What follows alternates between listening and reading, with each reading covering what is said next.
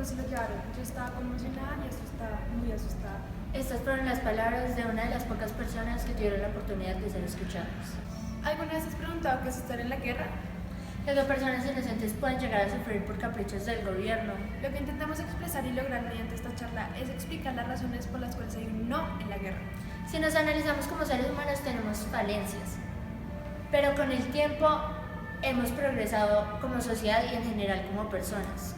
Teniendo en cuenta lo anterior, la evolución nos ha ayudado a progresar tanto y nos ha abierto los ojos como en los avances mundiales.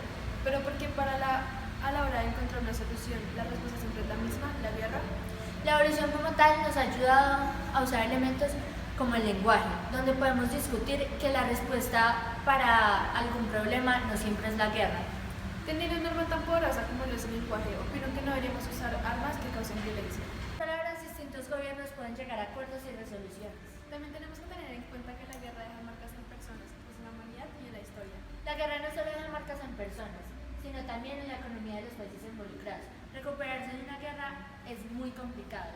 Asimismo, la gente no solo se ve afectada psicológicamente, sino también con los cambios de roles que se ven durante la guerra. Por ejemplo, las mujeres tienen que tomar el trabajo de los hombres. Igualmente los niños se ven forzados a tomar trabajos que no les corresponden, que no es la mejor manera de tener una infancia. Otros niños también se ven afectados al tener que huir y separarse de sus familias para poder buscar un lugar sano. Esto también, por otro lado, afecta a la educación, siendo este un problema futuro. Si miramos bien un punto de la Primera Guerra Mundial, al finalizar la guerra no se resolvió nada. Llegaron a acuerdos que causaron resentimientos y esto llevó a otra guerra. La guerra es un impacto muy fuerte en la humanidad, que causa resentimiento, dolor y sufrimiento. Si analizamos la vida o lo dicho de la gente que ha estado en la guerra, podemos ver que no solo hay trauma psicológico, sino también físico. Gente que sufrieron lesiones no tuvieron el tratamiento adecuado en el momento que era. Gente que tuvo que arriesgar su vida y familiares que tuvieron que sufrir una pérdida injusta. El que verdaderamente siente el impacto de una guerra es el pueblo. No son los gobernantes porque no tienen que sentir el dolor de perder a un familiar en la guerra. O la esperanza de salir vivo de un campo de batalla. Para dar más razones queremos mostrarles esas gráficas donde muestran las muertes de civiles y soldados que han tenido que sufrir los países en guerra. Cada una de estas figuras representa 1000 personas que murieron. Por cada 1000 soldados muertos hubo más de 1000 soldados heridos. Más de 400.000 soldados norteamericanos murieron luchando contra los nazis en territorio europeo. La Segunda Guerra Mundial empieza el 1 de septiembre de 1939. Estados Unidos no se unió a la guerra hasta Pearl Harbor en 1941. Las muertes aumentaron radicalmente en el día D. Uno de los momentos más trágicos fue en la playa de Omaha, donde 2.500 soldados norteamericanos murieron, siendo este equivalente al número de soldados muertos en los 13 años de la reciente guerra de Afganistán. La guerra más sangrienta del Pacífico fue Okinawa, durando 82 días, donde murieron 12.500 soldados norteamericanos y aproximadamente 5.000 muertes fueron causadas por ataques kamikaze. Alemania inició la guerra invadiendo Polonia, perdiendo 200.000 soldados en la guerra. La mayoría murieron después de la invasión, mientras el país era habitado por Alemania y la Unión Soviética, mientras que Alemania perdió 16.000 en esta invasión. Los nazis comenzaron a invadir y a involucrar a otros países como Dinamarca, Bélgica, Países Bajos, Francia, Grecia y Yugoslavia. Francia se dio por vencida después de haber perdido 92.000 soldados en la batalla de Francia, perdiendo finalmente más de 200.000 soldados que murieron en campos de prisioneros de guerra, colonias francesas y otras luchas. Yugoslavia perdió casi 500.000 soldados. Las muertes organizadas bajo los nazis generó la guerra de guerrillas, conflictos civiles y ejecuciones masivas. La invasión nazi fue rápida con relativamente pocas pérdidas alemanas, incluso los comandantes fueron sorprendidos con su éxito. Reino Unido y Estados Unidos no fueron invadidos, pero les tocó luchar contra los nazis. Gran Bretaña perdió casi la misma cantidad de soldados que Estados Unidos, incluyendo las colonias británicas. Alemania perdió casi 500.000 soldados, luchando contra Estados Unidos y Gran Bretaña, en el que fue conocido como el Frente Occidental en Francia y Bélgica. La batalla más famosa del Frente Oriental y el punto más decisivo de la guerra en Europa fue Stalingrado. El ejército alemán tomó exitosamente Stalingrado, pero después fue cercado por los soviéticos y excluido de alimentos y municiones. Cerca de 500.000 nazis fallecieron en Stalingrado.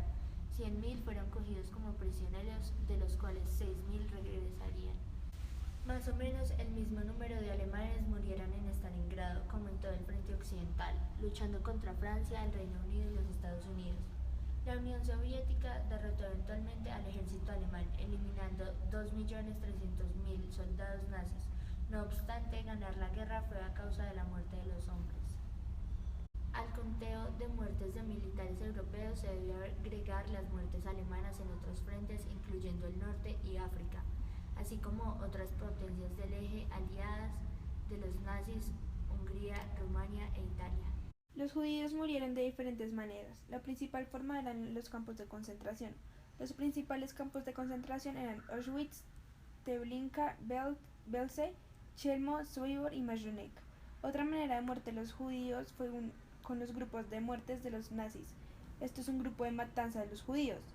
Se sigue con los guetos nazis, los cuales eran un tipo de apartamento donde ponían a los judíos y poco a poco les iban quitando los servicios públicos, asimismo como la oportunidad de conseguir comida.